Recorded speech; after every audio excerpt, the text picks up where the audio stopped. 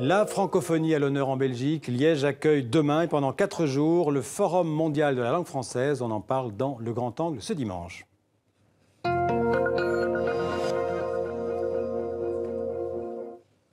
Alors avec nous au duplex de Liège, 2 invités. Imator, bonsoir.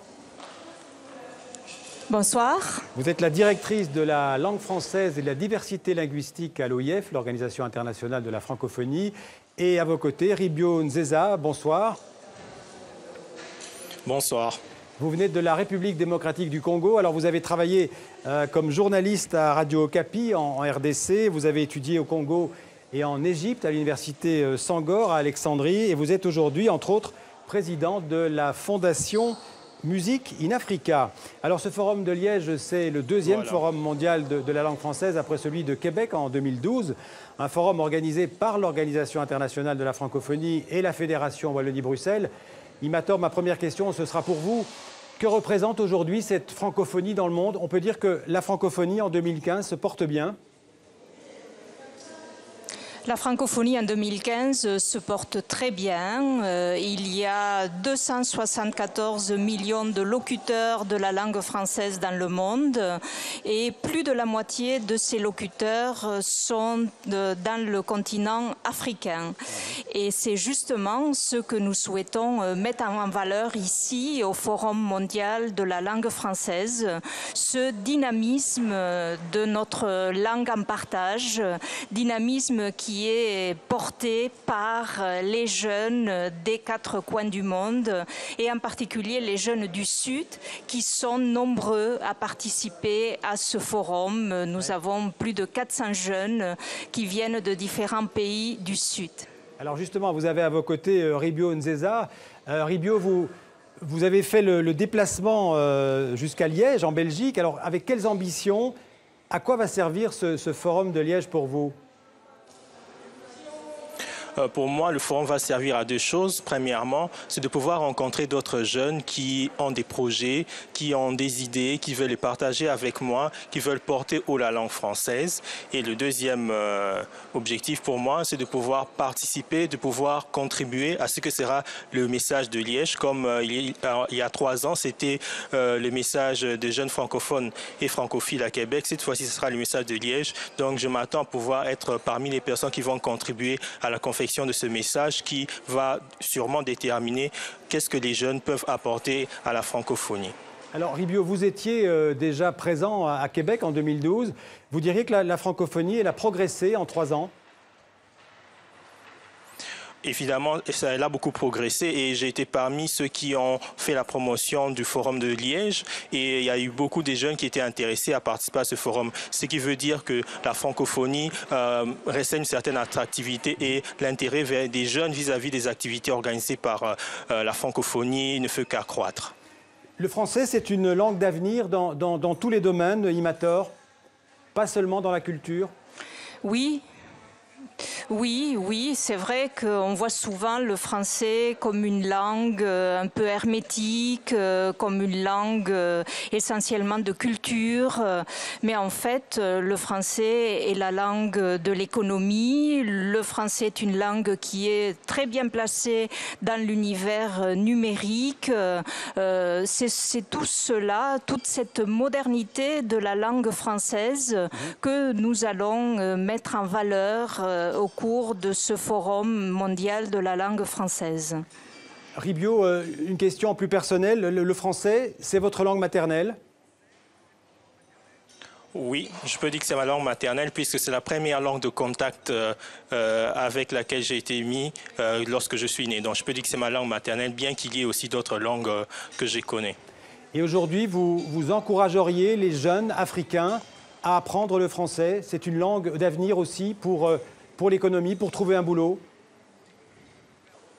Oui, parce que c'est une langue qui fait partie du domaine des affaires et c'est important de connaître la langue française pour pouvoir se mouvoir, non pas seulement dans le domaine de l'éducation, même dans le domaine des affaires aussi. Contrairement à ce que l'on peut penser, le français est toujours présent dans le domaine des affaires. Et j'encouragerai mes amis jeunes africains à ne pas mettre de côté cette langue. Le forum Imator, ce sera aussi l'occasion pour des jeunes présents à Liège de créer des réseaux, d'envisager des partenariats concrets, par exemple en matière de contact avec des entrepreneurs? Oui, tout à fait. Nous avons organisé à marge du forum les rencontres Francolia. Ce sont des rencontres entre jeunes entrepreneurs. Nous avons organisé également un hackathon, c'est-à-dire un concours de création numérique, de création d'applications numériques. Donc le forum de Liège est vraiment l'occasion rêvée pour les jeunes créatifs dans le domaine du numérique, dans le domaine des affaires, de l'économie en général, de se rencontrer, d'échanger et de pouvoir par la suite mieux mettre en œuvre leurs projets. Donc c'est effectivement l'un des objectifs de ce forum que de faire en sorte que des projets de jeunes francophones de partout dans le monde se concrétisent. Alors, on ne peut pas parler de tout ce qui se fera pendant ces 4 jours à Liège, mais c'est un programme très varié. Il y aura des 80 ateliers, j'ai vu, des tables rondes, une vingtaine de conférences. C'est vraiment un programme très, très riche.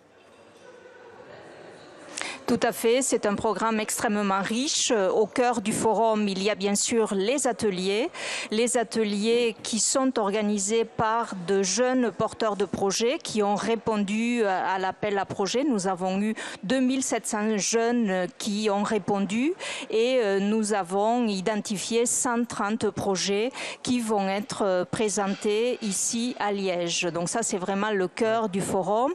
Ensuite, il y a également des tables rondes qui sont organisées par différents partenaires de la francophonie. Et puis, il ne faut pas oublier une programmation culturelle, artistique et culturelle extrêmement riche, avec demain en particulier un grand spectacle qui s'appelle le Brassage francophone et au cours duquel vont se produire des jeunes lauréats des Jeux de la francophonie. En présence, j'imagine, de la secrétaire générale de la francophonie, Michaëlle Jean. Alors, évidemment, on parlait du numérique tout à l'heure, de l'importance du numérique pour la francophonie.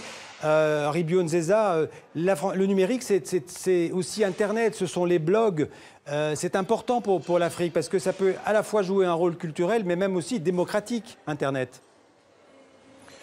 Oui, évidemment. Il y a même un porteur de projet qui va présenter la participation citoyenne à travers le blog dans l'espace francophone. Ça prouve que c'est une problématique qui est vraiment à la pointe de l'actualité. Et moi-même également, j'avais présenté en marge du premier forum un texte sur l'utilisation de nouveaux médias comme moyen pour permettre les jeunes de pouvoir s'exprimer pendant que dans la vie ou dans les institutions ordinaires n'ont pas toujours l'espace nécessaire pour pouvoir s'exprimer. Donc c'est un moyen alternatif pour permettre aux jeunes de pouvoir faire entendre leur voix. Et vous qui avez travaillé à Radio Okapi, vous connaissez l'importance des médias et de la radio en particulier pour défendre la démocratie en Afrique?